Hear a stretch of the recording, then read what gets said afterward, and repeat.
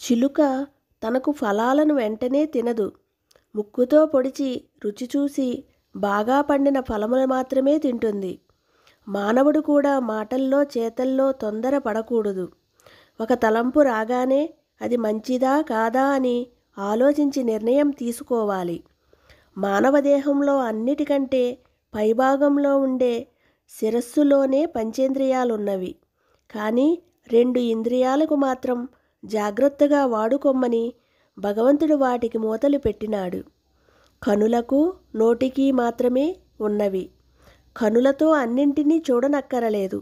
నోటితో అన్ని మాటలు వదలనక్కరలేదు. చూడవలసినవి మాత్రమే చూడాలి. పలుకవలసినవి మాత్రమే పలుకాలి. అనవసరమైన వాటిని చూడకుండా మాట్లాడకుండా ఈ మూతలు పనికి వస్తాయి. చెడ్డ చూపులు చెడ్డ మాటలు పనికిరావు. నాలుక జారితే నరకమే కదా అన్నారు.